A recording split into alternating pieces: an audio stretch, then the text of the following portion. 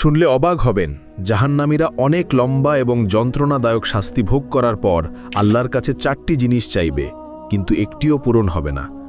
প্রথম আবদার, তারা বলবে, হে আল্লাহ, আমাদের এখান থেকে বের করে দিন, আমরা আর গুনাহ করব না।